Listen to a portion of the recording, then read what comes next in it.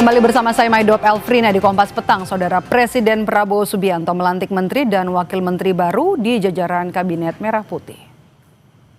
Sisa masa jabatan periode tahun 2024. Jamari Caniago dilantik sebagai Menko Polkam. Kemudian ada juga nama Erick Thohir yang kini resmi menjabat sebagai Menteri Pemuda dan Olahraga usai dicopot dari Menteri BUMN.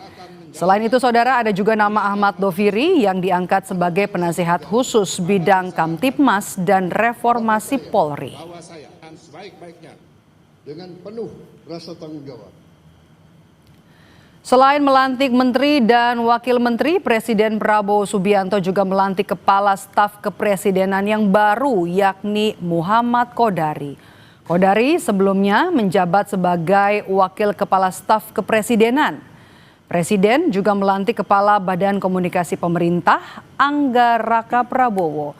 Sebelumnya Angga menjabat sebagai Wakil Menteri Komunikasi dan Digital.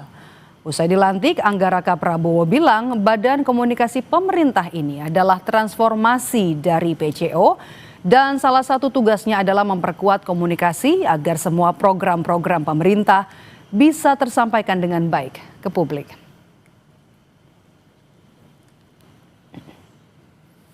Dua kursi menteri dan wakil menteri yang kosong selama sepekan akhirnya kini terjawab. Lalu sudah tepatkah penempatan orang-orang baru di pos kementerian dan juga lembaga di Kabinet Prabowo? Kita bahas bersama dengan analis politik Adi Praitno dan juga ada politisi dari Partai Golkar Nurdin Halid yang tergabung bersama kami lewat sambungan Zoom, tapi nanti akan bergabung bersama. Tapi yang sudah hadir di studio Kompas TV ada anggota Dewan Penasihat Partai Bulan Bintang Jurhum Lantong. Selamat petang Pak Jurhum. Selamat petang Mbak. Tapi kalau misalnya kita lihat nih setelah kemudian ada Pak Yusril ya yang juga merupakan ex dari Partai Bulan Bintang adalah nama Pak Afrian Syahnur. Betul. Ya kan, oke. Pernah jadi bagian dari Partai Bulan Bintang, kemudian sekarang dilantik oleh Presiden Prabowo Subianto. Ada jabatan di Kabinet Merah Putih. Track record atau rekam jejak dari seorang Afrian Syahnur? Ya baik. Pertama selamat dulu kepada bapak-bapak yang telah mendapat jabatan amanah, jabatan baru kepada. Ini kita ngebahas Pak Afrian Syahnur, sahabat saya. Pak Afrian Syahnur itu waktu pencalonan Pak Prabowo dan Pak Gibran, beliau adalah sekjen dan beliau dengan Pak Yusril menandatangani sebagai pengusung calon presiden, pasangan calon presiden dan wakil presiden pada waktu Prabowo Gibran.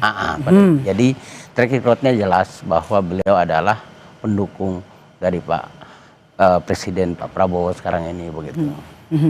Jelas lah gitu. Jelas track recordnya. Oke, baik. Saya sudah bergabung juga Adi Praitno dan juga politisi Partai Golkar, ada Pak Nurdin Halid dengan Maidop di sini, ada Pak Jurhum juga di sini, Mas Adi dan juga Pak Nurdin. Saya ke Mas Adi. Mas Adi Prai, bagaimana Anda membaca pilihan-pilihan dari Prabowo Subianto? Arah kerja kabinet terlihatkah dari nama-nama yang mengisi atau dilantik hari ini?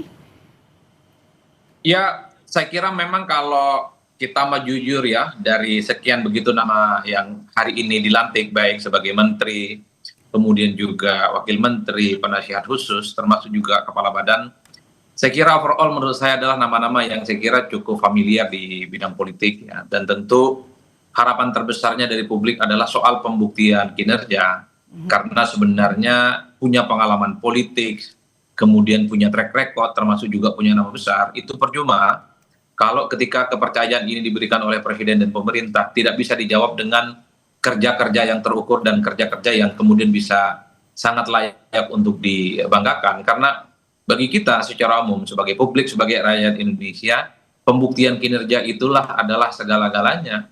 Oleh karena itu ketika sore ini menteri, wakil menteri dan kepala badan itu dilantik oleh Presiden, mulai besok dan selanjutnya adalah bagaimana mereka itu fokus bekerja di bidangnya masing-masing. Terkait dengan Pak Erick Thohir, tentu publik berharap betul bahwa di bidang olahraga dan kemudaan kita di masa-masa yang akan datang memiliki prestasi yang cukup luar biasa, karena publik juga tahu bahwa Pak Erick Thohir itu memiliki style yang saya kira memang cukup mumpuni di bidang olahraga dan kemudaan. Begitupun misalnya harapan terbesarnya di Menko yang baru Pak Jamahari Kaniago ya. Beliau adalah mantan tentara yang saya kira punya pengalaman penting terkait dengan pertahanan dan keamanan. Sehingga peristiwa-peristiwa yang terjadi kemarin akhir Agustus kelabu menurut saya bisa dimitigasi dan tidak ada hal-hal yang kemudian tidak sesuai dengan kaidah-kaidah demokrasi. Begitupun misalnya kalau kita melihat KSP ya, Kodari saya kira adalah mantan surveyor dan juga adalah pengamat politik, pengalaman dan jam terbangnya di bidang politik saya kira juga sangat layak untuk diperhatikan secara signifikan. Inilah yang saya sebut semacam bahwa ada harapan baru sebenarnya, ada semacam perbaikan bagaimana dari sisi internal pemerintah dan istana itu mampu memberikan sentuhan-sentuhan yang bisa mengklirkan semua pesan-pesan politik yang muncul di istana. Termasuk misalnya ada Pak Anggaraka yang saya kira kita tahu beliau itu adalah orang kepercayaan presiden dan saat ini adalah ditunjuk sebagai kepala badan bidang komunikasi pemerintah. Hal-hal yang semacam ini bagi saya harus bisa dibuktikan bahwa mereka itu bisa cukup diandalkan dan mereka terbukti membayar kepercayaan yang diberikan oleh presiden dengan kerja-kerja yang memang cukup memuaskan dan tentu saja menyelesaikan persoalan-persoalan yang selama ini tidak pernah tuntas. Oke, harus bisa dibuktikan membayar dengan kerja-kerja yang memang sudah dinantikan oleh Presiden Prabowo Subianto. Saya mau ke Pak Nurdin. Pak Nurdin, posisi Menpora sebelumnya kan Dito Aryo Tejo, isi Golkar ya, kini ditempati oleh Erick Thohir karena posisi Menteri P2MI sebelumnya sudah diberikan ke Golkar juga ya, ke Pak Muhtarudin ya. Secara komposisi apakah Golkar puas? Ini pergabungan itu bukan soal puas dan tidak puas, tetapi tentu kita harapkan bahwa pergantian kabinet dalam rangka untuk lebih mencapai daripada atau dalam artian berbasis kinerja. Jadi saya tentu berpendapat bahwa Pak Prabowo presiden kita melakukan reshuffle kabinet tentu untuk lebih menciptakan daripada efektivitas dan produktivitas daripada misi yang diemban oleh beliau khususnya Astacita.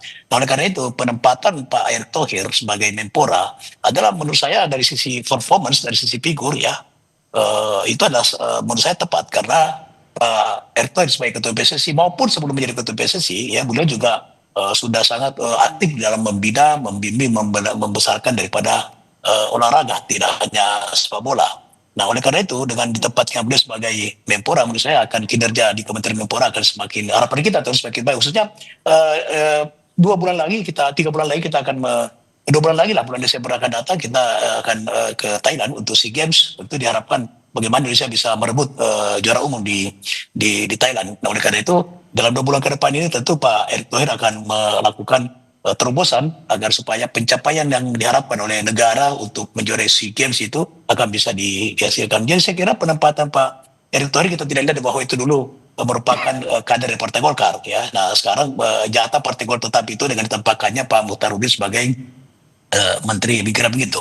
Nah oleh karena itu saya tentu sangat mengharapkan Pak Erick Thohir ini di kementerian yang baru ini di BUMN juga beliau sangat cukup berhasil ya selama menjadi menteri BUMN ya. Oleh karena itu sekalipun tantangannya pasti berbeda karena sekarang ini tidak hanya mengurusin olahraga tapi bagaimana menciptakan pemuda-pemuda yang kreatif, pemuda-pemuda yang tangguh, pemuda-pemuda yang produktif. Oleh karena itu perlu ada terobosan dari Pak Erick Thohir untuk bisa menciptakan program-program yang bisa membuat daripada pemuda-pemuda itu bangkit mencintai negeri ini.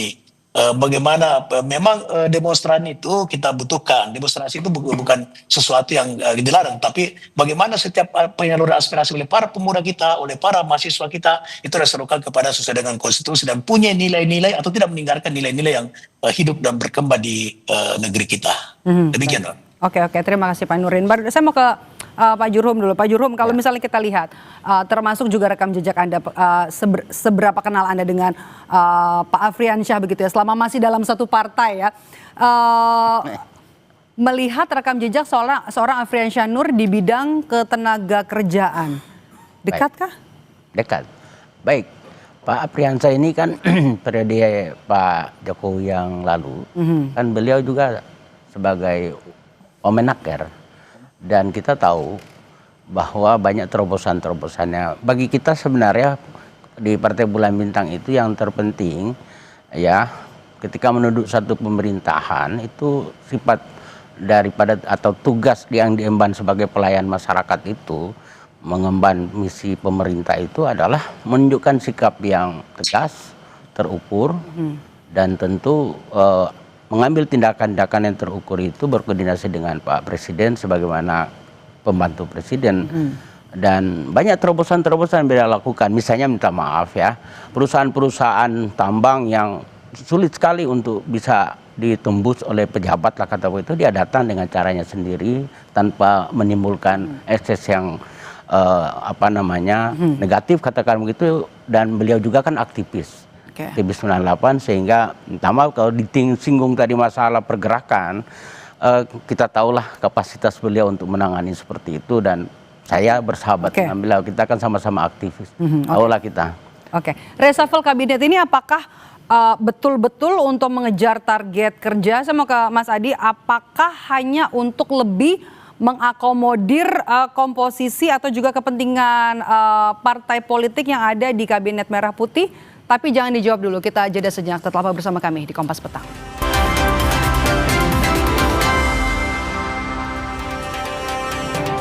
Kembali bersama saya Maido Pelfrina. Saudara, saya melanjutkan dialog kita di Kompas Petang hari ini. Saya kembali ke Mas Adi. Mas Adi, tadi kita terpotong. Reshuffle kabinet kali ini memang untuk mengejar target kerja atau hanya untuk memastikan komposisi kepentingan-kepentingan politik atau partai politik di kabinetnya Pak Prabowo?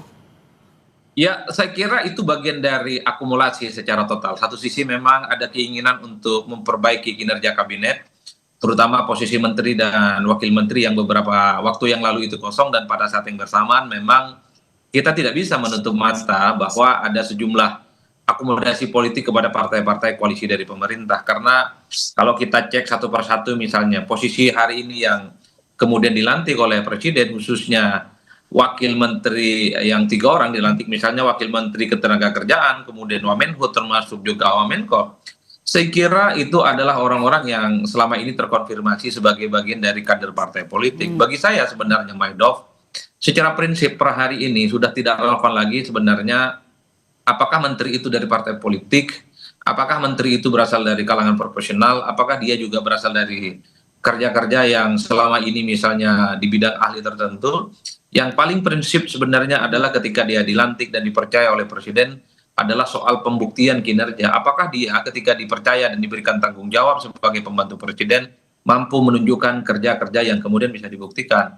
Hanya dengan cara itu persoalan politik akomodasi, soal sharing power, persoalan ini adalah politik merangkul, itu akan hilang seketika ketika kerja-kerja menteri, wakil menteri, dan kepala badan yang hari ini dilantik itu mendapatkan apresiasi yang cukup positif. Misalnya Pak Erick Thohir kalau kemudian di periode-periode yang akan datang mampu membuat bagaimana persoalan sepak bola kita dan olahraga kita secara umum itu layak dibanggakan, apalagi di 2026 misalnya Indonesia timnas bisa main di Piala Dunia. Saya kira ini akan menjadi capaian yang luar biasa. Adi? Publik percaya itu terkait dengan itu semua. Mas Adi, selain melihat gaya Prabowo dalam menggeser orang-orang, terutama orang-orang dekatnya ke kabinet, ada Anggaraka, kemudian juga Menko Polkam juga kan orang dekatnya Prabowo. Apa yang Anda baca dari sini? Ya, saya kira memang untuk posisi-posisi penting, posisi-posisi strategis ya, belakangan ini setelah ada 2 kali reshuffle, yaitu terutama ketika ada pelantikan menteri 2 minggu yang lalu dan hari ini, saya kira satu hal pesan politiknya bahwa ketika ada agenda-agenda politik strategis, itu memang sepertinya harus dipercayakan kepada orang-orang yang berada di inner circle kekuasaan dan cukup dekat memahami bagaimana visi misi dan karakter dari Pak Prabowo Subianto.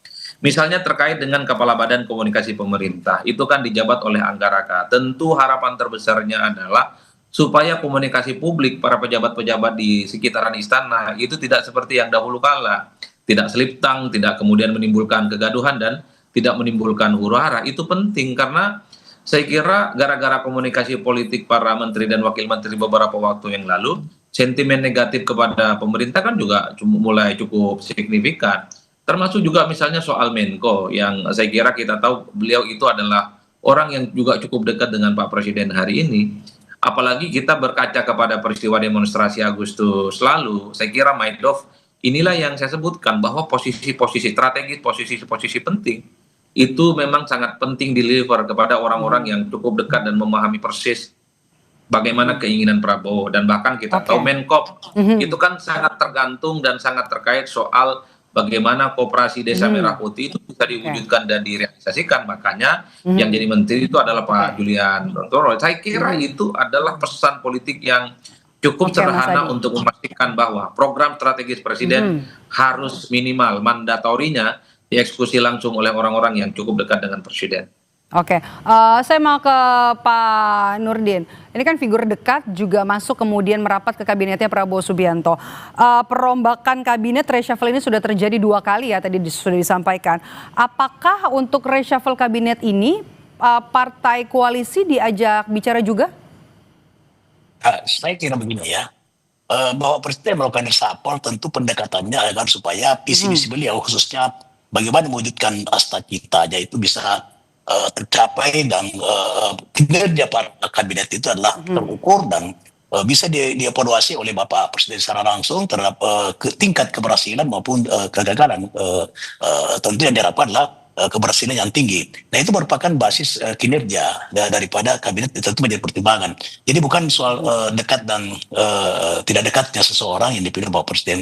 Tapi juga faktor kedekatan bukan sesuatu yang mustahil. Tapi yang paling penting di sini saya kira Pak Presiden tetap pada prinsip kapabilitas daripada personal yang bersangkutan. Kalau kita lihat yang diangkat ini kan mungkin memang Mas Adi ada benarnya bahwa mungkin ada akomodatif politik, tapi bukan bagi-bagi kekuasaan ya.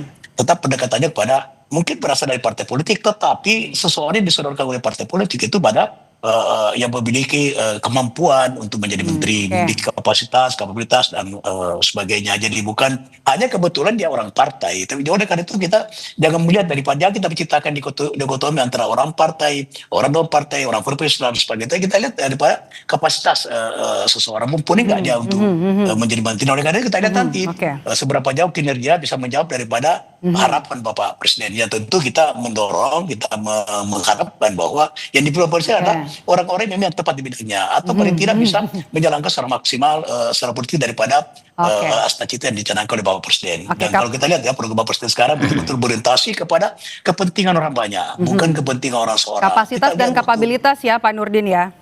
Iya. Ini menarik juga untuk membahas seorang Erick Thohir yang kemudian sekarang ditunjuk sebagai Menpora gitu, yang juga saat ini menjabat sebagai Ketua Umum PSSI dengan rekam jejak pernah jadi mantan Ketua Umum PSSI. Kemudian bagaimana ini melihat aturannya? Ya, saya kira memang Pak Erick Thohir suka tidak suka, mau tidak mau harus melepas jabatannya sebagai Ketua Umum PSSI, karena beliau sekarang adalah menjadi pemimpin di semua cabang olahraga. Tentu beliau akan merancang berbagai kegiatan, kemudian beliau program kerja, kemudian menjadi yang mengkoordinir semua, yang mengkoordinir semua dari sisi regulasi, ya, kemudian dari sisi pembinaan. Nah, tentu kita harapkan Menpora yang baru ini akan bisa mengakomodir semua kepentingan cabang olahraga, sehingga kita bisa menjuari event-event internasional, ya, khususnya bulan Desember SEA Games, kemudian tahun depan Asian Games, kemudian Olimpiade 2028. Nah, oleh karena itu Pak Erick ya tentu segera akan melepas jabatan sebagai Ketua Umum PSSI, karena sesuatu yang bukan tidak etis ya, tidak masalah juga sebetulnya, tetapi itu akan tentu menciptakan daripada sesuatu yang bisa ada bukan kecemburuan, tapi menganggap bahwa ini tidak etis lah kalau seorang menteri pemuda dan olahraga yang dimana dia harus mengayomi, dia harus membuat terobosan program yang bisa berarti Erick Thohir harus mundur ya dari Ketua Umum PSSI ya? Iya, kalau menurut saya dia harus segera mengundurkan diri, karena beliau adalah sudah menjadi pemimpinnya seluruh cabang olahraga se-Indonesia, kira-kira gitu. Oke, menarik untuk membahas siapa penggantinya, karena nantinya harus mundur begitu ya seorang Erick Thohir. Saya ke Pak Pak Jurhum terakhir, maaf Pak. Kalau misalnya kita bisa lihat ada ekspektasi begitu ya kan Pak Prabowo kepada orang-orang yang kemudian dilantik, termasuk juga Afrian Syah Nur sebagai orang yang pernah dekat gitu, berada di dalam satu partai, kemudian juga sebelumnya juga orang yang digantikan ini juga punya track record yang dicopot begitu, ada tersangkut kasus korupsi. Apa yang terakhir mau Anda sampaikan? Saya pikir gini ya, kita bersyukur bahwa Pak Prabowo melihat bahwa potensi Pak Afrian Syah Nur ini yang memang dikader di dalam Partai Bulan Bintang itu ketika dipercaya kembali berarti kan ada nilai-nilai yang bisa dipertahankan tentang tanggung jawab, tentang kapabilitas dan track recordnya. Tapi ya barangkali yang perlu juga disoroti adalah problem ketenagakerjaan kita ini kan luas sekali. Kepastian tentang agar tidak terjadi PHK dan seterusnya, dan juga tanggung jawab yang luas. Dan sesungguhnya yang perlu kita usulkan juga atau kita tekankan agar Pak Apriansal memperhatikan aspek itu adalah proteksi terhadap hak-hak daripada pekerja. Dan saya lihat apa yang dia lakukan separuh dari ketika dia menjawab yang lalu Amenaker, dia lakukan itu. Dan kita berharap ini bisa ditindaklanjuti. Dan dari aspek itu sebenarnya, karena beliau juga berkonsultasi tentu dengan Presiden, dengan Pak Menteri, tapi di internal kita di Partai Bulan Bintang, kepastian hukum atas hak-hak pekerja itu kan penting. Dan ini menjadi hal yang memang kita kuatkan sifat itu gitu loh. Baik, kita nantikan nanti kerja-kerja orang-orang yang baru dilantik hari ini di istana. Terima kasih Pak Jurhum Lantong sudah bergabung bersama kami langsung dari studio Orange Kompas TV Palmera, dan juga ada Mas Adi Praitno dan juga Pak Nurdin Halid. Sehat selalu Bapak-bapak. Terima kasih.